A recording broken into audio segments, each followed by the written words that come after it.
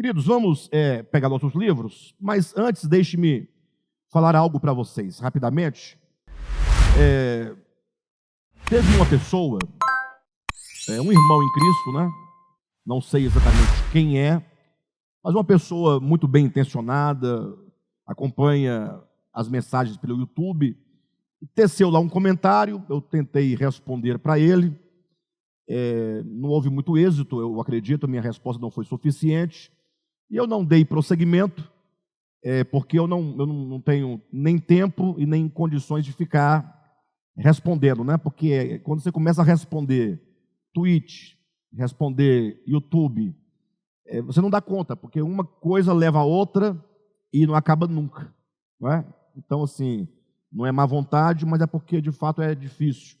Mas ele fez um comentário interessante, e eu achei por bem abrir essa reunião hoje, voltando a esse ponto, porque talvez seja a dúvida de outras pessoas, não é? Ele perguntou sobre o fato de nós lermos Gênesis, capítulo 2, capítulo 3, capítulo 2, né, e 3, que é a história da criação, o jardim, as duas árvores, a queda do homem, o fato de nós lermos metaforicamente, né? E a pergunta dele é o seguinte: se porventura aqueles rios que estão lá no Éden, que diz que do Éden brotam 4 rios, 4 braços que formam 4 rios, sendo eles respectivamente Gion, Pison, Tigre e Eufrates, não é? Ele perguntou se esses rios também são simbólicos.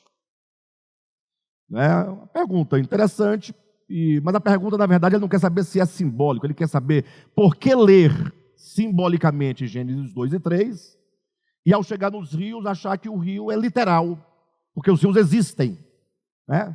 O jardim não existe, mas o rio existe. Os rios existem, essa é a ideia. Como considerar coisas metafóricas com coisas concretas, empíricas, fatuais, né?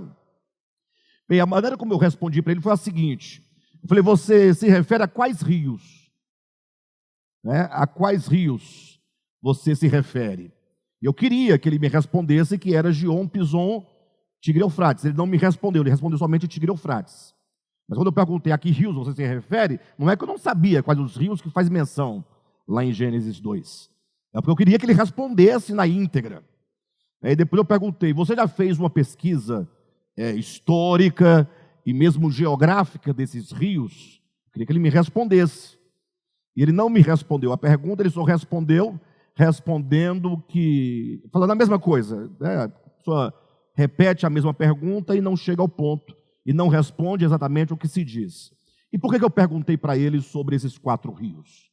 Primeiro, porque se você buscar na geografia da região, você vai encontrar somente o Tigre e o Eufrates. Você não vai encontrar o Gion e Pison, 2 rios que não há na geografia, embora estejam lá em Gênesis. Isso é uma prova mais do que categórica de que nós devemos lê-los não literalmente, não tomando o texto de Gênesis 2 como um relato histórico, mas como um relato simbólico. Toda verdade espiritual só pode ser encontrada metaforicamente. Porque a verdade espiritual, ela não se encontra na materialidade das coisas existentes, porque daí já não é mais espiritual. Quem entende? Alguém fala assim, mas e agora? Eu falei assim, agora você vai até o rio Pison e chega lá, busca o ouro que tem nesse rio, porque diz que no rio Pison tem ouro, e tem bidélio, e tem pedras preciosas. E esse rio nunca foi explorado pelos mineiros, né? Nem pelos, as pessoas os ourives, as pessoas que buscam essas coisas. Então é importante que ao ler a Escritura nós a tomemos na sua íntegra buscando compreender. Lógico, agora essa pergunta da pessoa, do nosso irmão, insistisse dizendo, sim, então qual é o significado? E aí nós vamos nos deparar com uma certa dificuldade, porque nem tudo que está representado simbolicamente na Bíblia é possível provar pela própria Bíblia o seu significado. Ou seja, há coisas simbólicas na Bíblia que você procura se aproximar, né? Procura identificar. Mas se você não tem algo, né? Um texto que esclareça, que diga, ou que faça uma analogia, você fica meio sem suporte. De todo modo, esse é um aspecto não somente importante, mas também perigoso. Onde está o perigo? Tentar encontrar uma simbologia para todas as metáforas da Bíblia. Isso é um perigo. Por que é um perigo? Porque uma vez que esta metáfora ou outra metáfora não encontra algo análogo, ou não encontra um texto que explique aquela passagem de modo específico, nós corremos o risco de inventar. E aí, quando chega no âmbito da invenção, cada um diz o que quer. E aí é onde as coisas acontecem, fugindo do controle, né, de uma hermenêutica segura, tomando a própria Escritura como nosso paradigma de interpretação. Bem, de todo modo, eu me arriscaria a dizer o significado desses 4 rios. Estamos fugindo só um pouquinho, mas só para esclarecer, né, a questão da simbologia. Eu parto do princípio, de que o número 4, ele tem uma representação na Escritura. Partindo de 4 rios, 4 braços, o número 4. Primeiro ponto é que o número 4 aponta para os 4 pontos cardeais, norte, sul, leste, oeste, apontando para a totalidade planetária, no sentido do alcance, né? Aquilo que alcança a todos e a tudo em todo o globo. O número 4 tem essa abrangência, né, que inclui o norte, o sul, o leste e o oeste. Começando deste ponto. Aí você pega essa informação, é um aspecto de numerologia bíblica, e vai somando, deixa de lado, anota e vamos seguindo em outros exemplos, outros textos análogos, para que nós possamos ir reunindo esse entendimento e chegar até os 4 rios. Perfeito? Daí você então vai para os 4 seres viventes do Apocalipse. A Bíblia diz uma coisa muito interessante, que no céu há um trono. No capítulo 4 diz que nesse trono há alguém assentado, parece-me ser a figura do Pai. Capítulo 5 de Apocalipse vai dizer que no meio do trono João viu um cordeiro assentado. Poxa, um trono, capítulo 4 é do Pai, capítulo 5, o cordeiro assentado, recém-imolado. E ainda no capítulo 4 vai dizer que no meio do trono, em volta do trono, havia 4 criaturas viventes. E essas criaturas viventes, cada uma com 4 rostos. Um rosto de homem, um rosto de boi, um rosto de leão e um rosto de águia. E essa figura dos 4 seres viventes, vamos encontrar a sua primeira menção lá no livro de Ezequiel, capítulo 1 e capítulo 10, onde essas 4 criaturas também estão lá.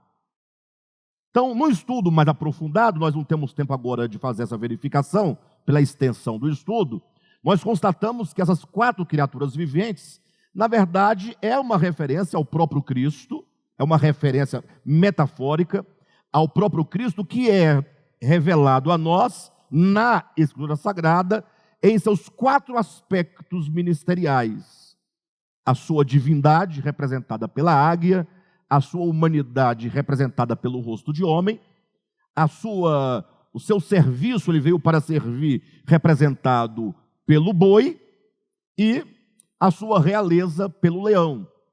Logo, esses 4 seres viventes são uma aplicação a Cristo e a sua revelação nos 4 evangelhos.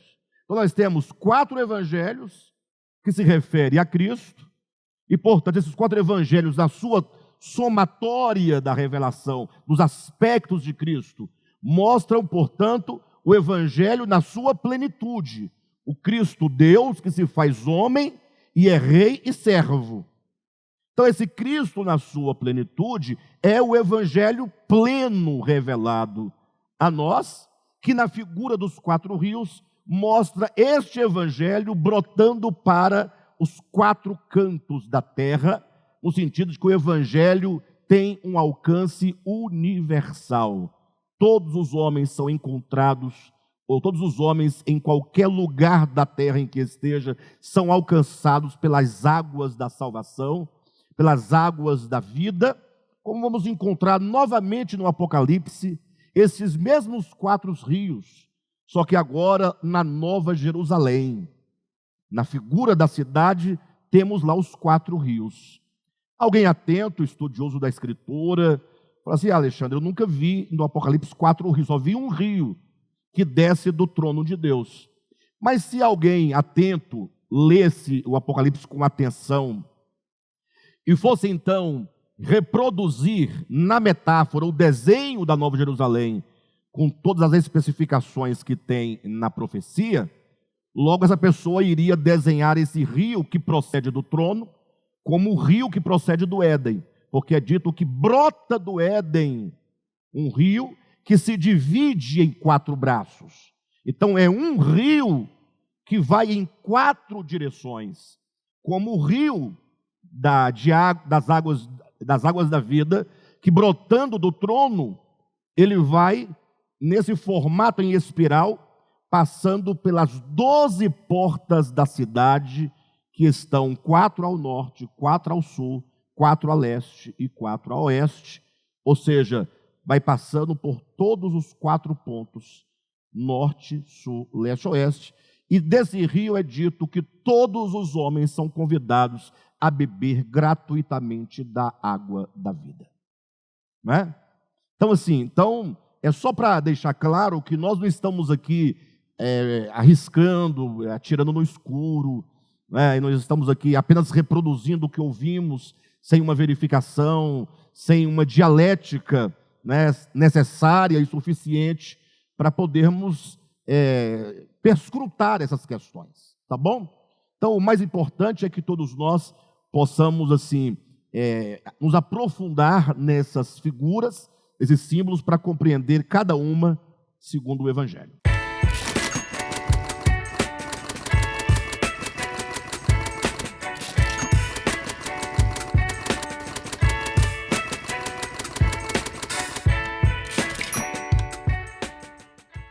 Vamos pegar nossos livros, vamos abrir na página de número 65. Vou voltar um pouquinho antes, tá, querido? Só para dar o sentido. Nós estávamos na página 66, mas eu vou voltar na 65 para dar seguimento. Página 66, último parágrafo. Vamos lendo e vamos fazendo a explanação, agora apontando o significado da árvore do conhecimento do bem e do mal e da árvore da vida. Então, a partir da página 65, o último parágrafo diz assim: a árvore do conhecimento do bem e do mal, propriamente dita, representa, no âmbito da experiência humana, o momento histórico em que o homem transita do estágio de inconsciência para a fase da consciência de si mesmo, do mundo ao seu redor e de Deus. Por que chegar a essa conclusão? A árvore do conhecimento representa, no âmbito da experiência humana, esse momento de transição do estágio de inconsciência para o estágio da consciência. É muito simples, basta você notar que a árvore é chamada de árvore do conhecimento do bem e do mal. Logo aqui já dá para desconfiar.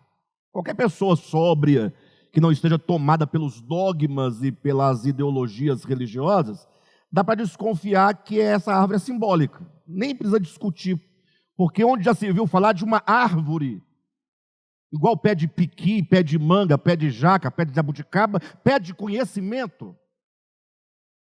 Árvore do conhecimento do bem e do mal. Não entra na cabeça de uma pessoa sensata, que já saiu da menoridade, não é? Que essa árvore seja uma árvore literal.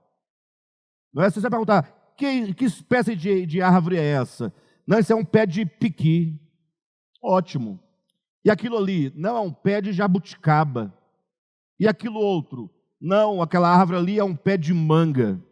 E aquela outra ali? Não, aquela árvore é um pé de de caju, pronto, caju, obrigado. E aquela ali, não, aquele é um pé de conhecimento do bem e do mal.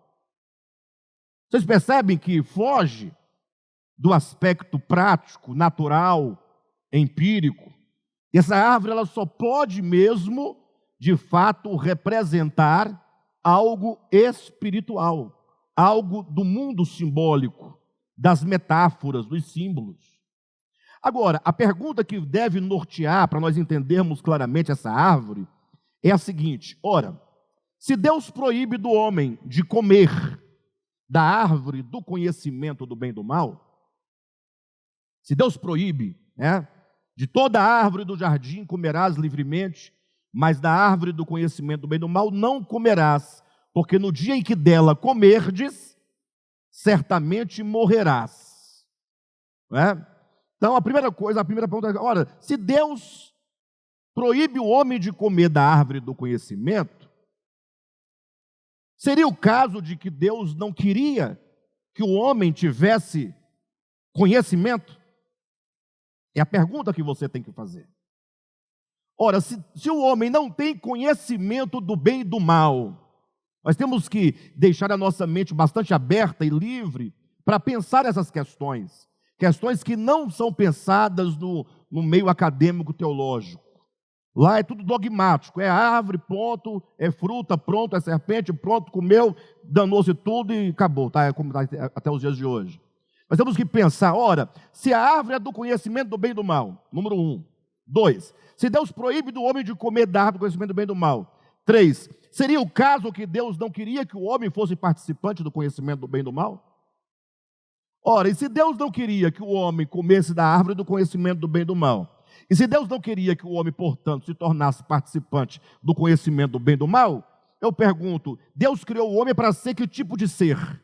Que tipo de criatura? Uma criatura incapaz de discernir entre o bem e o mal? Aí você me pergunta assim, qual o exemplo prático para nós entendermos como seria o homem sem o conhecimento do bem e do mal? Ora, simples, entenda que bem e mal são questões morais. Bem e mal não está para o mundo dos animais, absolutamente. Então, se um homem se apropria de algo que não é seu, ele comete pecado, ele rouba. E logo ele sabe que aquilo é pecado, e segundo a Escritura, ele é arguido na própria consciência de que ele cometeu um erro. Não é nem uma moralidade cultural, é uma moralidade divina, implantada no homem, ou seja, Deus criou o homem com restrições de comportamento por meio da consciência que lhe acusa ou lhe defende. A sua consciência te aprova ou te reprova? Não é o que Paulo ensina lá no livro de Romanos capítulo 2? Que a consciência do homem acusa e defende. Agora, quando um animal ele rouba algo de alguém, eu pergunto para vocês, pode, porventura, ou melhor, aquele animal que roubou um objeto, roubou uma comida, roubou alguma coisa, será que ele é acusado dentro de si que aquele ato que ele cometeu é errado? Evidentemente que não. Por quê? Porque bem e mal, questões morais, são atributos da consciência humana, ou da consciência que seja. E este animal, ou qualquer animal, não participa da consciência inteligente, essa consciência que discerne. Logo, para você entender como seria um homem sem a capacidade de conhecimento do bem e do mal, é como os animais, sem minimamente a condição de estabelecer os critérios de bem e os critérios de mal. Então, a pergunta é, será que Deus teria criado o homem para não ter o conceito de bem e de mal? Não ter consciência? Evidentemente que não. Até mesmo porque a Escritura vai nos deixar claro que a vida eterna consiste em conhecer a Deus. Ou seja, o conhecimento, a inteligência, a razão, a consciência são atributos do espírito humano, que só os homens têm pelo ato da criação de Deus. Deus fez o homem para ser um ser racional. Deus fez o homem para ser um ser inteligente. Deus fez o homem para ter consciência. Deus fez o homem com consciência para ter a noção de bem e mal. Então, logo, nós precisamos saber que estamos diante de uma questão que precisa de ser discernida. Porque Deus disse para o homem não comer do fruto da árvore do conhecimento do bem e do mal. Daí vamos estabelecer uma pergunta a ser respondida, se não hoje, nas aulas seguintes. Mas a pergunta é: o que significa o ato de o homem comer da árvore do conhecimento? Comer. O mesmo pode ser dito: o que significa o ato de o homem comer da árvore da vida? Temos que fazer essas duas perguntas e elas requerem resposta. Só que, a despeito do ato de comer de uma ou de outra árvore, o fato é que essas árvores em si, mesmo sem serem comidas por alguém, elas em si mesmas representam algo. A árvore do conhecimento representa conhecimento. Ou seja, quando dizemos aqui que a árvore do conhecimento do bem e do mal, no âmbito da experiência humana, representa a transição do homem, do seu estágio de inconsciência para o estágio de consciência, queremos dizer que a árvore do conhecimento do bem e do mal, ela representa, no âmbito da revelação, o momento em que as faculdades intelectivas do homem se despontam, se desabrocham. Mas para que vocês não fiquem assim, para que não fique somente nesse tom muito filosófico, quando as faculdades intelectivas desabrocham, e alguém falar, não entendi nada, é simples você pensar. Quando uma criança nasce, ela nasce com faculdades intelectivas? Sim ou não? Ela nasce com faculdades intelectivas? Sim. Só que essas faculdades não estão maduras, não estão desenvolvidas. Elas precisarão de desenvolvimento e amadurecimento. Então, a criancinha com 1 mês de idade, com 1 ano, com 2 anos, 3 anos, cada tempo que vai passando, essas faculdades vão amadurecendo pouco a pouco, até que chega um momento que essas faculdades desabrocham na experiência humana. Tanto é que você pode fazer essa experiência, tentando voltar na sua infância, tentando chegar no mais próximo possível da sua inconsciência. Qual é o ponto mais próximo da sua inconsciência? É a sua primeira memória. Ou melhor, é a sua primeira memória. É a primeira memória? Ou é a memória daquilo que você se lembra, da primeira coisa que você se lembra enquanto ser vivo? Talvez tenham outras memórias que estejam armazenadas no subconsciente, mas você não tem acesso, você não deve nada para elas, você não tem acesso, você não pode responder pelo que você não tem acesso. Mas talvez você vai voltando, você vai encontrar, poxa, a lembrança da minha infância que eu tenho de fato, a primeira é esta. Ou talvez sua memória não consiga alcançar muito longe, mas pelo menos, só para vocês terem uma ideia, uma noção, que as faculdades intelectivas individuais de cada um de nós, elas, num dado momento da nossa experiência individual de crescimento, elas desabrocham. Assim é o primeiro homem. Por que pensar que Adão é diferente de nós? Por que pensar que a primeira árvore, qualquer árvore, nasceu árvore pronta? Por que atropelar o processo natural de todas as coisas que desde o princípio continuam diante dos nossos olhos do mesmo modo, da semente ao fruto, e não o contrário? Vocês entendem? Até o próprio Cristo, para vir ao mundo, ele poderia aparecer já grande.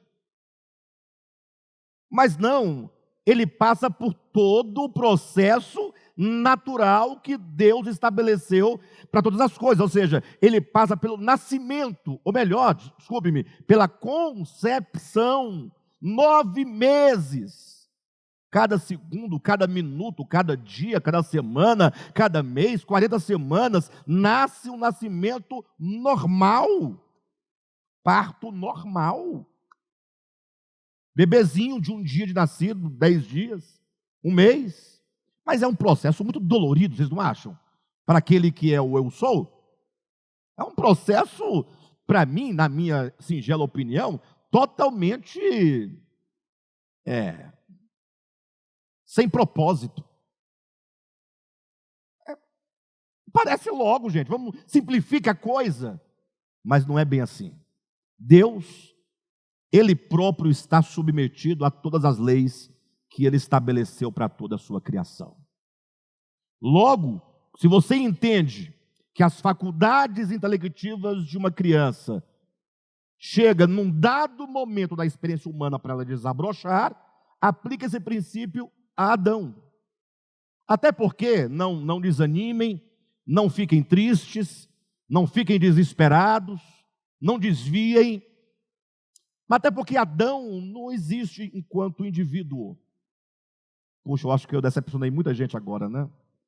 Todo mundo querendo Adão, mas querendo dar umas pancadas nele, que ele foi um irresponsável. Eva, então, misericórdia.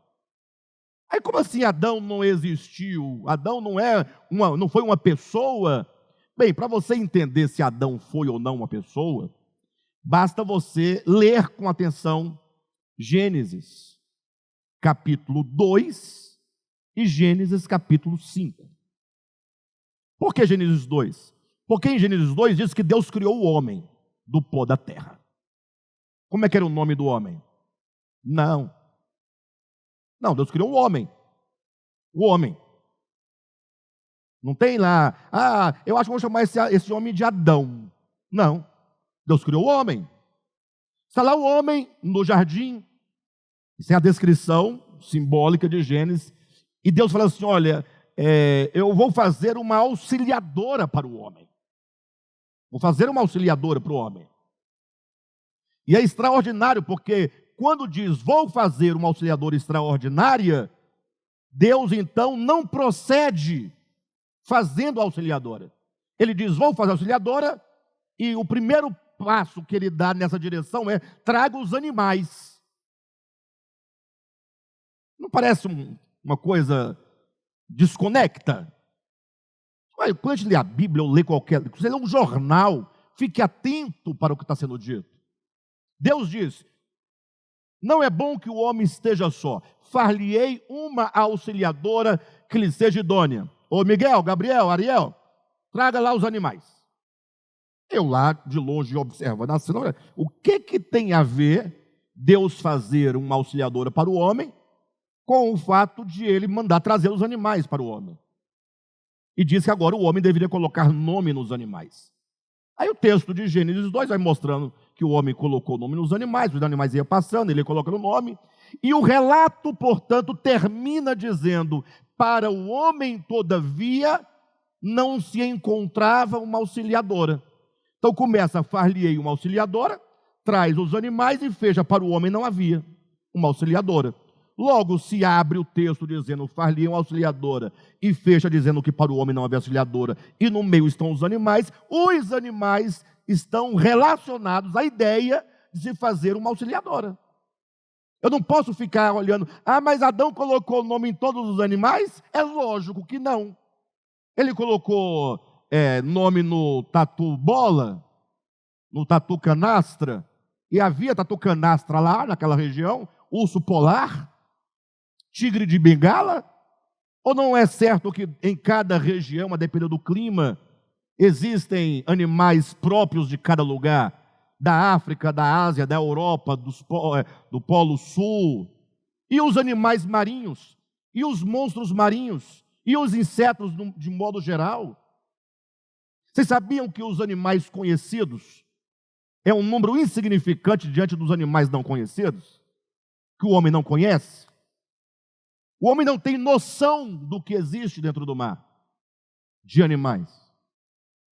Como o homem poderia colocar nome em todos os animais? E aqueles que surgiriam somente com o tempo? Percebe que não tem como você encaixar? E o crente fica tentando lutar com a ciência. Então não querem entender a ideia de colocar nome nos animais como um sentido específico, um sentido literal. Entenda que o nome dos animais, ou colocar o nome nos animais, tem uma relação simbólica com far-lhe-ei uma auxiliadora. Para o homem, todavia, não havia uma auxiliadora. Na verdade, a ideia aqui é somente mostrar que Deus queria gerar no homem o desejo de uma auxiliadora, porque passou o cachorro e a cadela, o boi e a vaca, né? O camelo e a camela. E assim Adão, o homem, foi vendo e foi perguntando: cadê a minha, cadê a minha, cadê a minha, cadê a minha? E tem até hoje muita gente perguntando: cadê a minha? Né? Ou cadê o meu? Até hoje. De todo modo, a ideia que o texto quer passar é Deus gerando o desejo. Pronto, então agora que o homem tem um desejo, agora ele fala: agora vamos proceder agora com a fazeção da mulher para o homem. O que ele faz? Ele vai buscar uma outra argila para fazer, como dizem sobre a tal da Lilith, que Deus teria feito a primeira mulher para o homem, né, da argila e não do próprio homem. Ideias do povo sem futuro, sem entendimento. Bem, de todo modo, é dito que Deus vai tirar de Adão osso e carne para fazer a auxiliadora. Vão perguntar: mas foi da costela mesmo? Mas qual foi do lado direito ou do lado esquerdo? Aí começam as coisas sem futuro. A ideia não é costela, a ideia é: a mulher procede do homem, a mulher é o homem crescido, a mulher é o homem multiplicado, de modo que macho e fêmea são uma unidade. Uma unidade. A unidade humana da criação não é o homem, nem a mulher. É macho e fêmea. É um só. E a prova é o que está, como eu disse, em Gênesis 5, versículo 2, que Deus trouxe para si os dois, macho e fêmea, os abençoou e lhes chamou pelo nome de Adão no dia em que foram criados. Se você perguntar para a Bíblia quem é Adão, em Gênesis 5 vai dizer macho e fêmea. Logo, Adão é um só nome, macho e fêmea são uma unidade, mas são dois biologicamente. Logo, macho e fêmea, chamados de Adão, representam a humanidade e não um indivíduo. Adão é humanidade.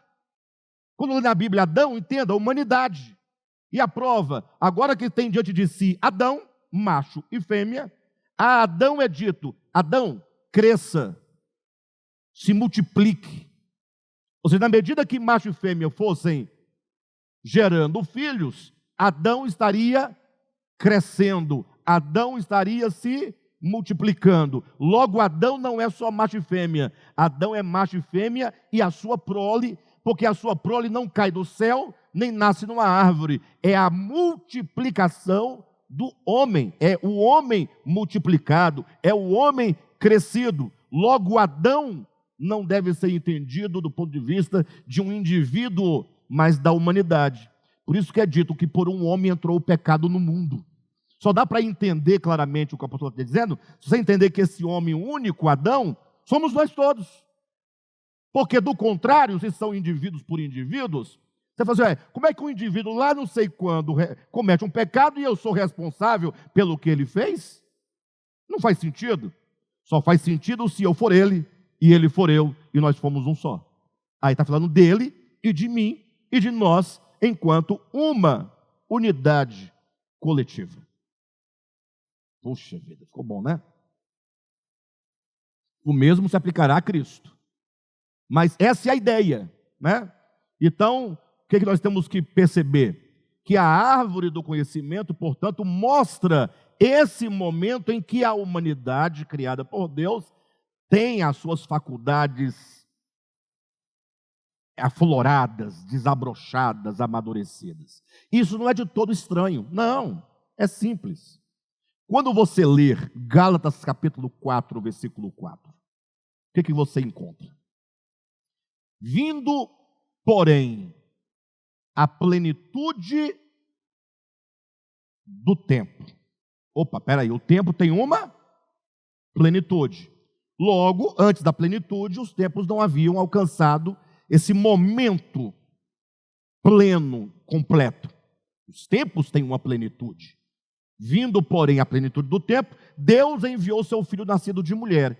Então, o momento exato de Deus enviar o seu filho é quando os tempos atingem esse clímax. E alguém fala, e o que significa esse clímax do tempo? Aí você lê os versículos anteriores, Gálatas capítulo 4, versículos 1, 2, 3. E Paulo vai dizer, no tempo em que nós éramos meninos, no tempo em que nós, humanidade, vivíamos a menoridade.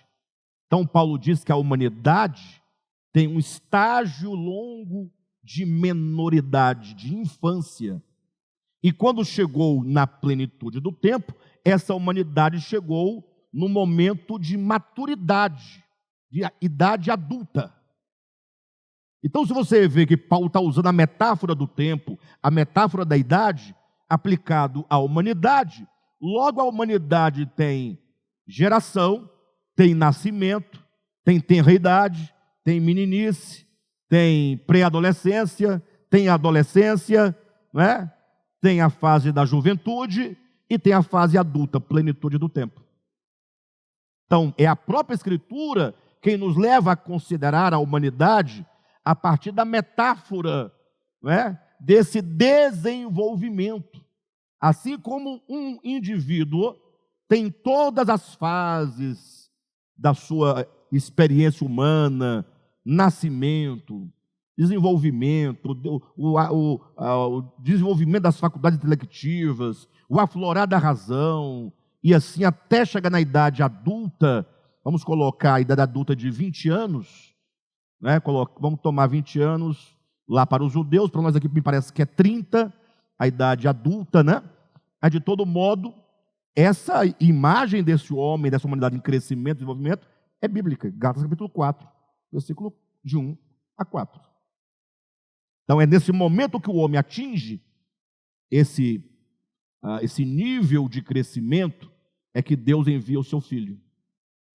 Porque agora o Cristo vai pegar o homem pelas mãos e vai trazê-lo para a maioridade, para a consciência de fato. É o que o Evangelho está fazendo e pretende fazer com cada um de nós. Perfeito, pessoal?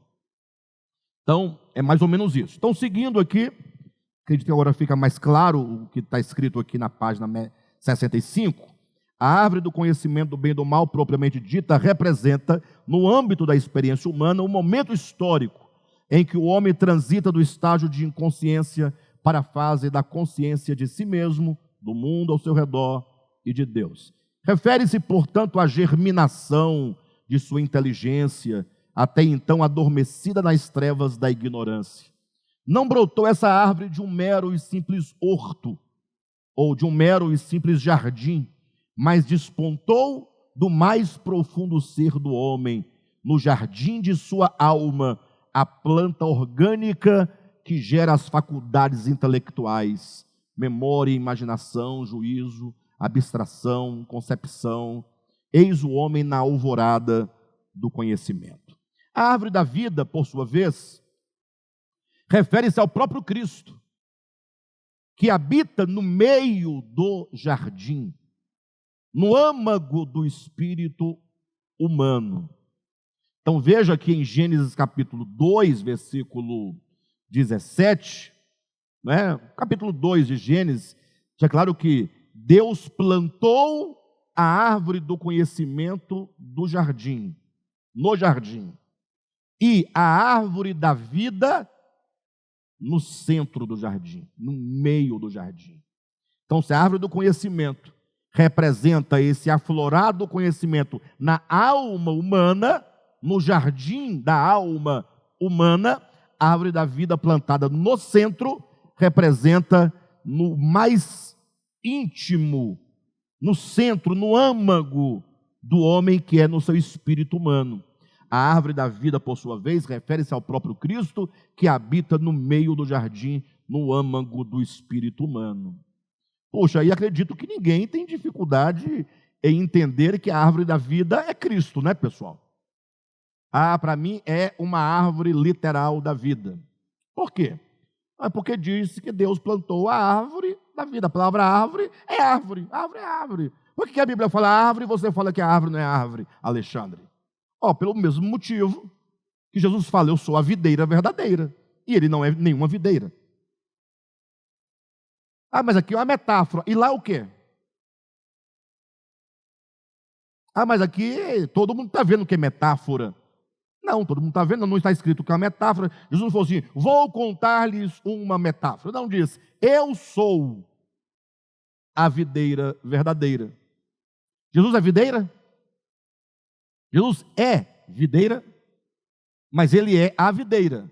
Logo, a videira é uma representação daquilo que ele é. Quem está entendendo? Bem, se comer da árvore da vida, preste atenção, lá em Gênesis, daria vida eterna ao homem? Em João capítulo 6, Jesus fala, eu sou o pão da vida. Jesus é um pão? Ele é um pão? Ele é pão? Mas ele disse, eu sou o pão da vida. E quem come deste pão, que sou eu, tem a vida eterna. Se você não entender a árvore da vida enquanto metáfora, você vai dizer, comendo de uma árvore você tem vida eterna, comendo de um pão você tem vida eterna. Não, mas o pão é Cristo. E a árvore quem é? É Cristo. A árvore da vida é Cristo, o pão da vida é Cristo, a videira é Cristo, e assim sucessivamente. Perfeito? Então, logo, nós temos aqui, a árvore da vida, por sua vez, refere-se ao próprio Cristo, que habita no meio do jardim, no âmago do espírito humano. O Logos, pois, é a própria vida, e a vida é a verdadeira luz que ilumina a todo homem que vem ao mundo. No tempo determinado pelo Pai, quando a luz resplandeceu dentro do homem, despertou nele a capacidade reflexiva, fazendo-o experimentar pela primeira vez os efeitos da revolução cognitiva. Na aurora de sua consciência, presta atenção, na aurora de sua consciência, ou seja, ao chegar o homem na sua experiência humana à árvore do conhecimento, e ele não chega a árvore alguma, ele chega ao conhecimento, que em Gênesis é representado, esse chegar na árvore representa o momento de transição. Perfeito? Então, ao chegar, ou na aurora de sua consciência, deveria o homem, dotado de livre-arbítrio, reconhecer que o seu Cristo interno era a causa fundamental de sua existência e a razão suprema de sua inteligência, decidindo assim viver por meio dele, alimentando-se da vida e guiando-se por sua luz. Estamos aqui num ponto muito dramático, viu, queridos? Porque algumas figuras foram trazidas aqui. Precisamos compreender isso aqui. O significado da árvore da vida, o significado da árvore do conhecimento, o significado de comer da árvore do conhecimento, comer da árvore da vida. Veja aqui, falando nós sobre esse momento em que o conhecimento desabrocha no homem, em seguida falamos da árvore da vida, dizendo que Cristo é a vida. A árvore da vida, Cristo é a vida. Mas de repente é dito, talvez vocês lendo não tenham percebido a razão, a conexão. Dizemos que Cristo é a vida e que essa vida é a luz dos homens. Cristo é a vida. E essa vida é a luz dos homens. Quem é que ensina que Cristo é a vida e essa vida é a luz dos homens? João no seu Evangelho, capítulo 1. Que Cristo é a vida. E que Ele, sendo a vida, Ele é a luz dos homens. Como diz, a luz que vindo ao mundo ilumina a todo homem. Ou a luz que ilumina todo homem que vem ao mundo. Gente, essa luz que ilumina todo homem, luz também é uma metáfora. Luz quer dizer entendimento, razão, inteligência. Então, o homem tem essa faculdade da inteligência, da razão, porque o Cristo interior nele, que é o Logos que está em todo homem, ele é a luz que abre as faculdades do entendimento. É ele. Mas vocês concordam que ao falar isso, nós estamos trabalhando aqui com duas camadas de significado? Porque alguém poderia falar assim, não tem nada a ver com Cristo. Você é tonto, Alexandre. Todo ser humano tem a faculdade da inteligência e da razão, porque o homem tem um cérebro diferenciado dos animais. Logo, nós estamos apontando aí para a inteligência do ponto de vista humano, biológico e natural, que pode ser estudado. Só que nós cremos pela fé e pela revelação que isso só é possível porque existe uma consciência como um estofo sob a nossa consciência. Ou seja, existe uma consciência superior que permite que eu tenha essa consciência humana que pode ser estudada. Ou seja, nós não acreditamos no acaso, nós não acreditamos que o homem é homem porque foi um acaso que aconteceu, primeiro uma explosão que veio do nada e aconteceu isso e aquilo outro, e o homem foi se adaptando, e porque encontrou um clima de melhor adaptação, uma fruta, não sei o quê, o cérebro foi, pronto, o homem virou homem, e poderia não ter virado, mas acabou virando, é uma coincidência, e acabou, não cremos nisso. Tem quem creia, respeitamos, está de boa, não dá nada nas relações, né? Na sua experiência eu não sei, mas aqui não vai dar nada, a gente respeita todo mundo do modo como pensa. Mas no âmbito da revelação, que é o que nos interessa aqui no debate, é que, por exemplo, a luz do entendimento humano só é possível por a luz que é Cristo. Seria mais ou menos como se fosse uma luz de luz, uma razão de razão. Quem está entendendo? E aqui é onde vai se dar o grande problema.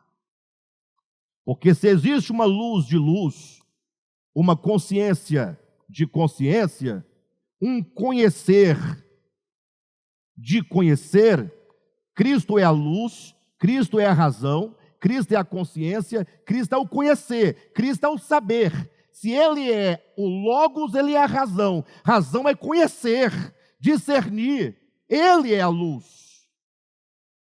Logo, é essa luz mística, espiritual, que permite que eu tenha humanamente essa luz do meu entendimento. O que implica que ao entender isso, eu deveria dizer assim, puxa, Senhor, obrigado, porque o Senhor me deu essa luz.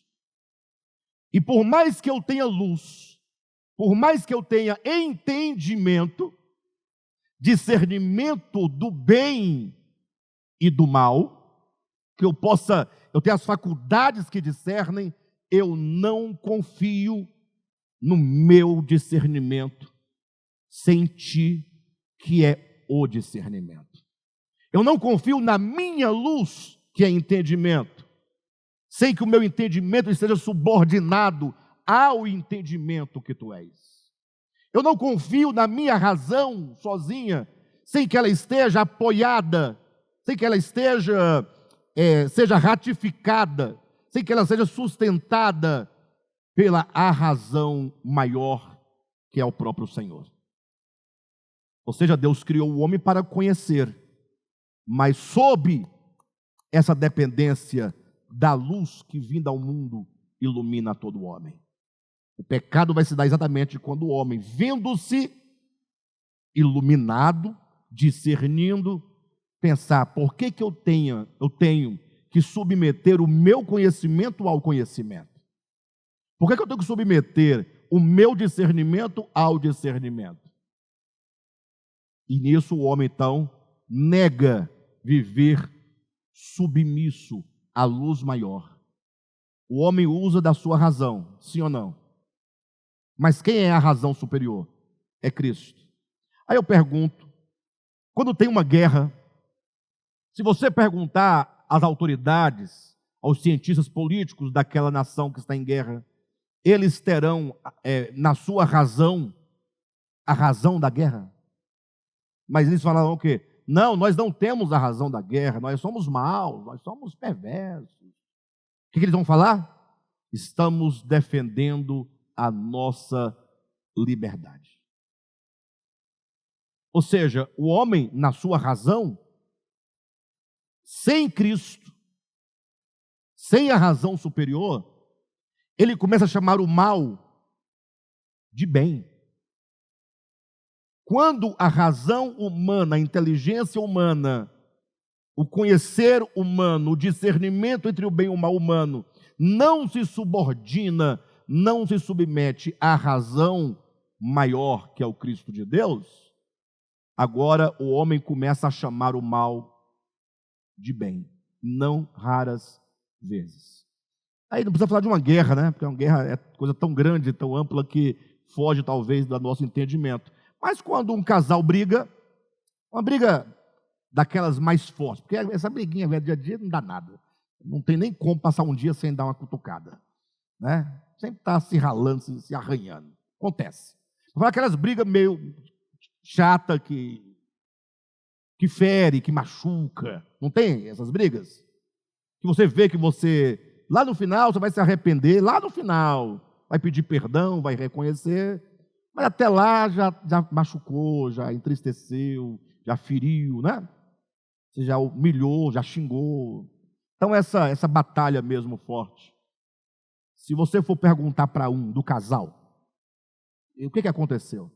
Ele vai falar assim, rapaz, eu sou um cara horrível, eu sou um monstro. Vai dizer isso? E se você perguntar para o outro, o que foi? Ele vai dizer, rapaz, eu sou mal mesmo, eu fiz a propósito, eu humilhei e vou humilhar porque eu não presto. Ela é uma pessoa muito boa, mas eu não presto. Vai dizer isso? O que ele vai dizer? Cada um vai dizer o quê? Cada um vai chamar o mal de bem. Porque ele vai apontar, ele vai justificar os seus males, chamando de justiça, de certo, de correto. Ou seja, ele não consegue ver o erro, ele não consegue ver o mal, porque tudo o que ele fez será justificado em nome da sua justiça própria. Ou seja, o homem passa a chamar o mal de bem. Tanto é que quando você lê o Evangelho, se você estiver lendo assim no seco mesmo, você vai discordar de Jesus todas as vezes. Nunca Jesus está certo no Evangelho, para o homem natural, nunca. Mostra para mim qual passagem de Jesus que humanamente e no natural do homem ele estaria certo. Quando ele ensina que os mansos herdarão a terra, vocês acreditam nisso? Fala a verdade. Tanto é que existe uma piada que diz, a Bíblia fala, os últimos serão o quê? Os primeiros. Aí a piada fala, os últimos serão desclassificados. Porque esta é a lógica natural do homem. Os humilhados serão exaltados. Onde é isso? Aqui na terra? Veja que tudo que Jesus fala é diferente do que a gente entende. Tudo. Dê a César o que é de César. O Lula é o César do momento. Mas tem uma parte da população que não quer dar a ele a honra de um presidente da República do Brasil. Não quer dar. Ladrão, bandido, safado, corno. Eu parar porque é muito nome. Mas como assim? Aí vai entrar onde? Agora, se o Bolsonaro tivesse ganho, aconteceria a mesma coisa. E por que nós xingamos as pessoas? Porque ele é ladrão. Mas já imaginaram se nós fôssemos chamar você de tudo o que você é? O que ia acontecer? Se vocês fossem chamar o Gilmar de tudo o que ele é, só porque ele é, o que ia acontecer, Gilmar? É ruim? Ou seja, que tal nós deixarmos essas questões para o juiz? O juiz vai julgar o Lula, vai julgar o Bolsonaro, vai julgar o Alexandre, vai julgar o Gilmar, vai julgar a Silvia. E aí o fulano, e se o Bolsonaro ganha? É o presidente da República, merece respeito como autoridade. Ponto. Não concordo com ele, não gosto dele, mas isso aí é outra coisa. Ora por ele, Senhor, tem misericórdia para errar menos. Se é o conceito de errar, então pede para errar menos na sua oração. Só que nós fazemos o que a Bíblia fala, orai pelas autoridades. Não fala? A gente ora?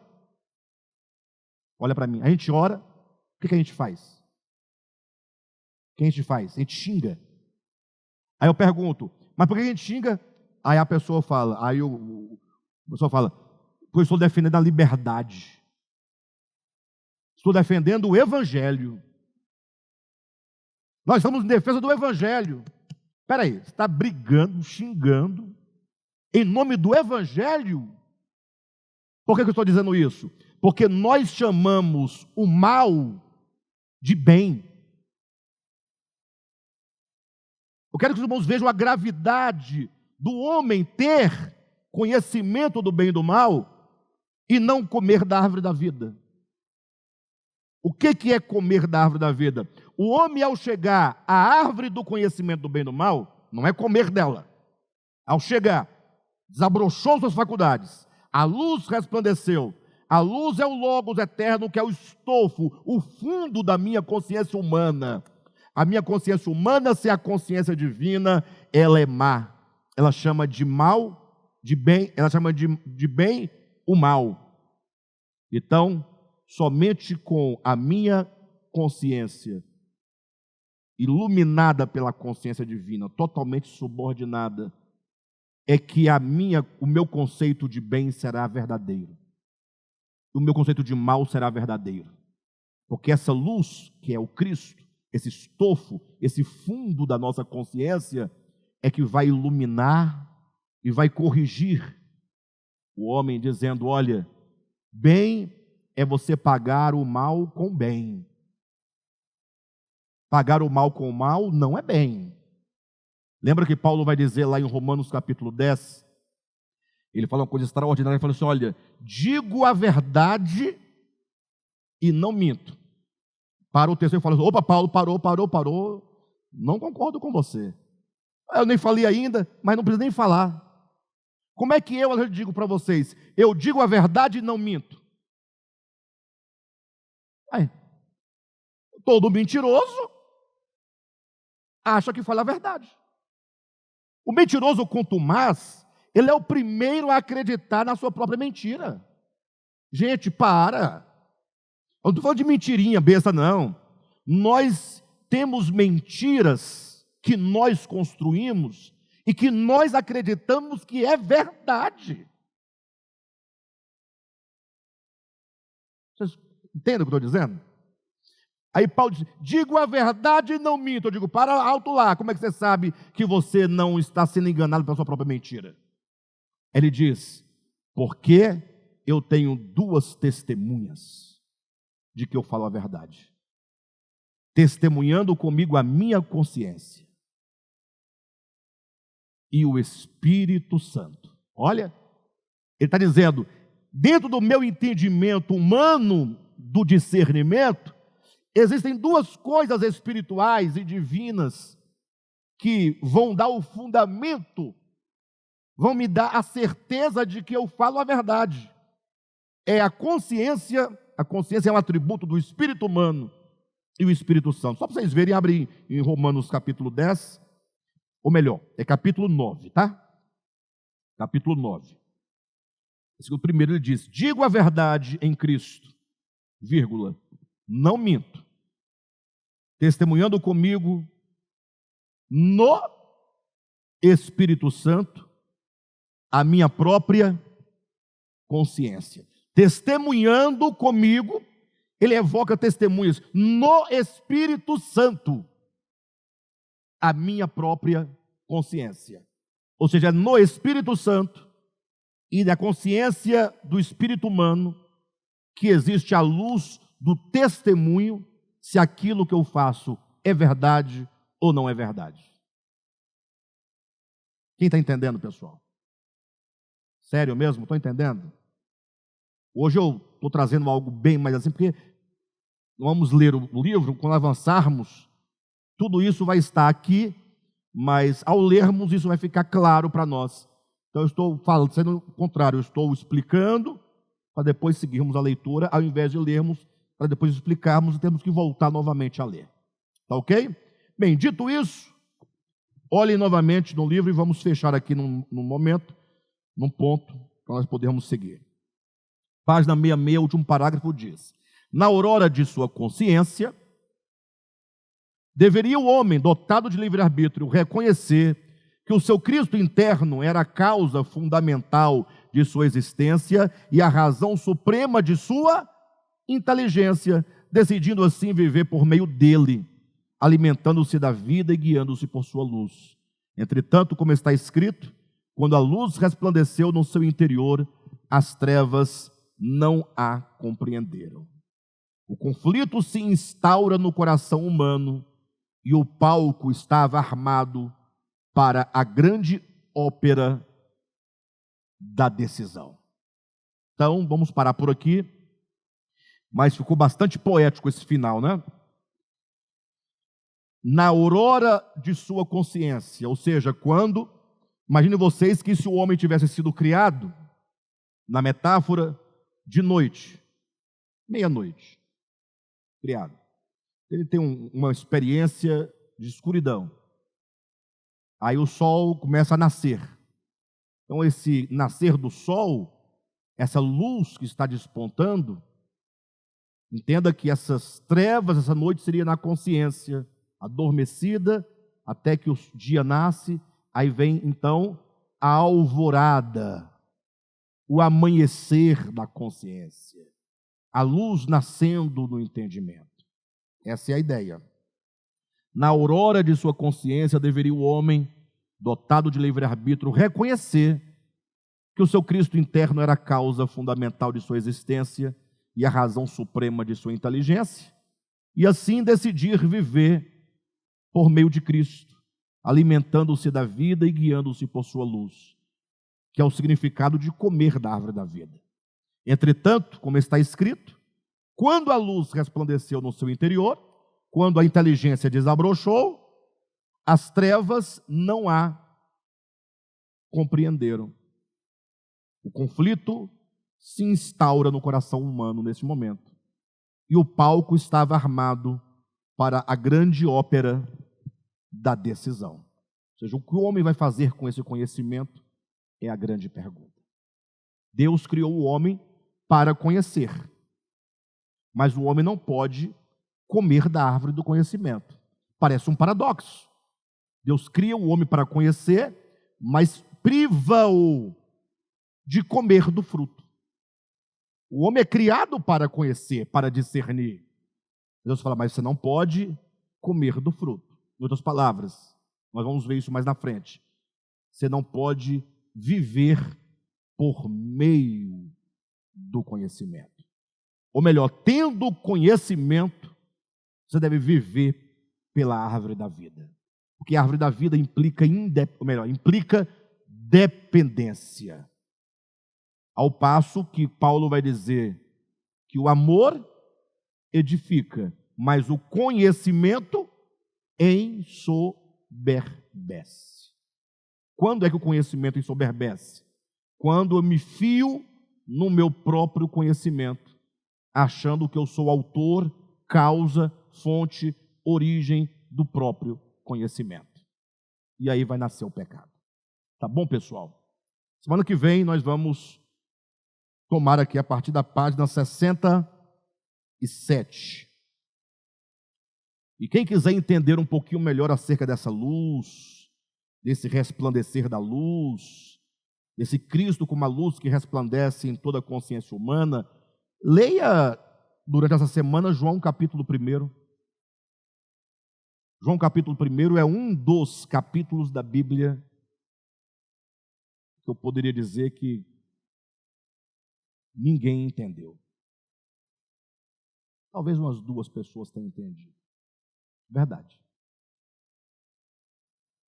Tanto é verdade que quando lá em João capítulo 1 diz, veio para o que era seu e os seus não o receberam, todo mundo entende que ele veio para os judeus, né? Mas se você ler o capítulo 1, você vai ver que os seus ali não são os judeus, tá bom?